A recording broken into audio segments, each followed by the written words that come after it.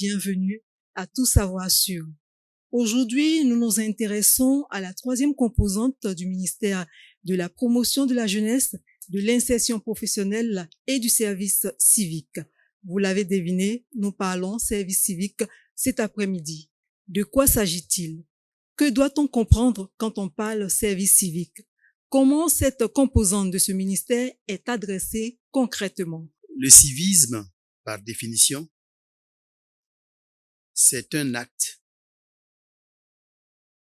pour justifier du bon comportement d'un individu de la société.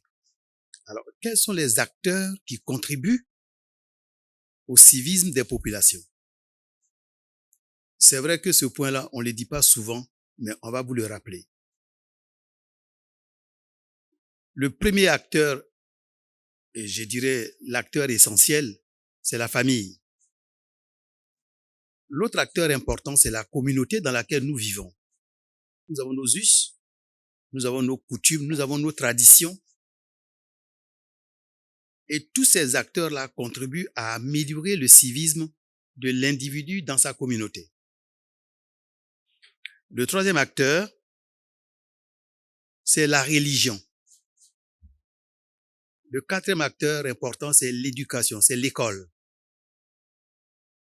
L'école donne les règles, donne la façon de gérer les questions de civisme. L'autre acteur important, c'est l'État. Nous vivons en république. Dans ces républiques, il y a des lois, il y a des textes qui réglementent la vie lorsqu'on est en république. Un acteur également dont on ne parle pas souvent, c'est la presse. La presse a un rôle essentiel en ce qui concerne le civisme des populations. Parce qu'on dit quand même que la presse, c'est le cinquième pouvoir. Le service civique, c'est le mécanisme à travers lequel se met en place toutes les politiques et les stratégies pour améliorer, pour donner un bon comportement à nos populations. Disons, voilà les fondamentaux qui permettent de comprendre ce que c'est que le civisme et le service civique et les acteurs qui y contribuent. Pour rendre cette structure opérationnelle, 3 directions opérationnelles ont été créées. La première des directions, c'est le service civique d'action pour le développement. Le deuxième, c'est le service national des jeunes.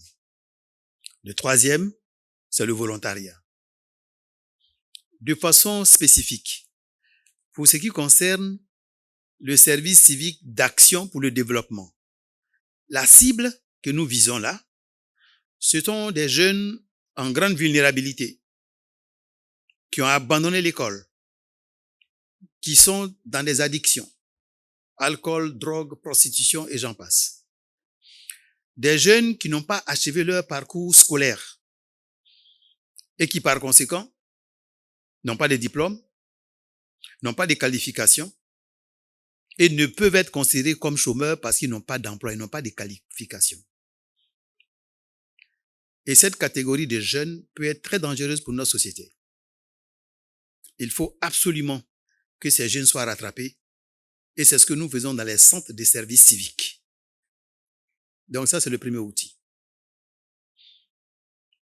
Le deuxième outil, c'est le service national des jeunes.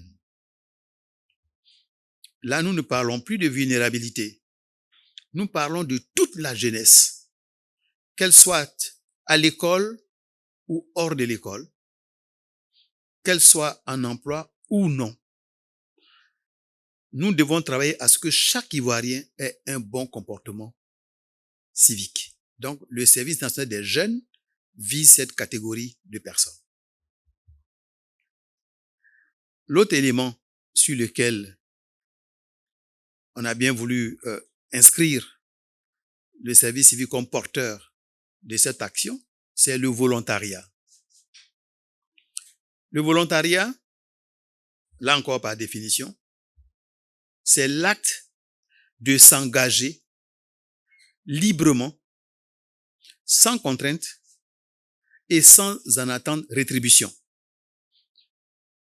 Il s'agit ici de jeunes ou de moins jeunes, selon qu'on est volontaire ou bénévole, qui veulent donner de leur temps et de leur force pour qu'il y ait la cohésion et la solidarité. À titre d'exemple, je prends toujours un cas extrême, le don de sang. C'est un acte extrêmement important. Il est bénévole. On ne paye pas quelqu'un pour donner de son sang. Donc, vous voyez que là, nous sommes vraiment sur un segment de bénévolat et de volontariat poussé à l'extrême. C'est-à-dire, on donne jusque de son sang pour pouvoir sauver d'autres personnes. Et le sang que vous donnez, vous ne décidez pas à qui on le donne. Et quand on vous le prend également, votre sang, on ne vous paye pas. Comprenez que c'est là vraiment le don de soi. En ce qui concerne le service civique d'action pour le développement, nous avons 5 centres de services civiques qui ont traité sur ces 5 années 1600, 1700 jeunes environ. Dans ces centres de services civiques, nous resocialisons pendant 2 mois, 3 mois. Resocialiser, ça veut dire aider le jeune à sortir de sa vulnérabilité. On aide le jeune à sortir de sa vulnérabilité, à s'affranchir des drogues et de l'alcool,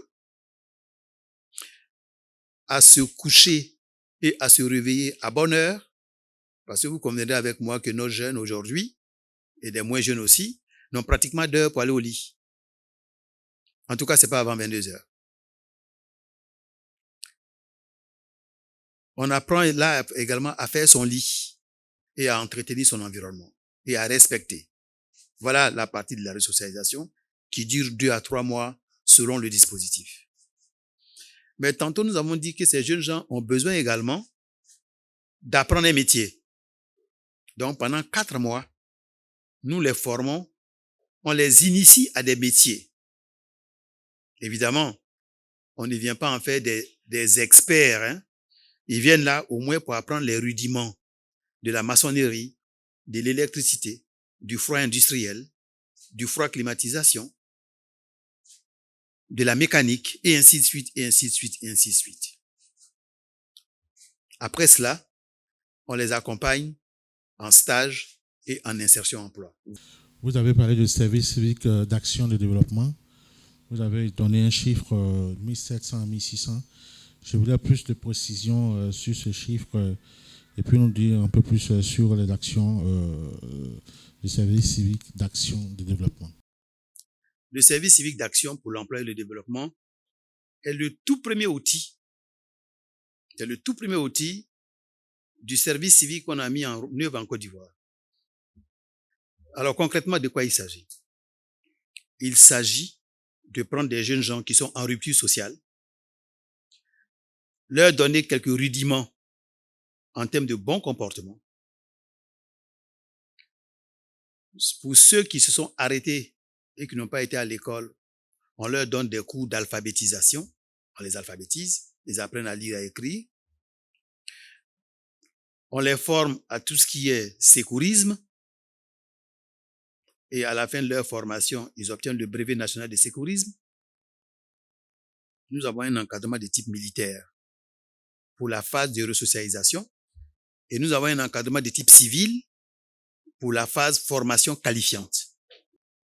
Donc, sur ces centres de services civiques, de 2018 à 2021, nous avons fait passer des cohortes entre 100 à 150 jeunes, justement pour des périodes de 6 mois à 9 mois.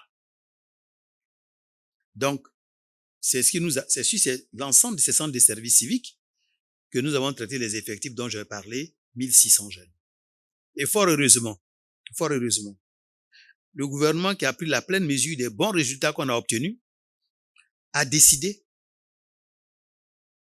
en juillet 2021 de construire 14 centres de services civiques dans les chefs-lieux de districts autonomes de Côte d'Ivoire, donc 14 centres, mais dans chaque centre, c'est 1000 jeunes qui vont être formés par an. Donc, on va passer à 14 000 par an. J'aimerais savoir qu'est-ce qui a été fait concrètement à ce niveau. C'est ma première question. Et la seconde, vous parlez régulièrement de passage à l'échelle du service civique. Qu'est-ce que c'est concrètement? Le passage à l'échelle de 1600 en 4 ans, on nous demande désormais 14 000 en 1 an. C'est ça le passage à l'échelle. Avant, on était sur un centre de service civique, 2 centres. Maintenant, on est à 14 centres de service civique dans les chefs-lieux des districts autonomes. C'est ça, le passage à l'échelle. Autrement dit, on nous demande de grandir. Vous avez fait quelque chose qui était bien, c'est vrai, mais ça ne permet pas d'impacter suffisamment le comportement civique et les besoins des jeunes. Donc, il faut passer à l'échelle. Donc, c'est ce qui est en train d'être fait.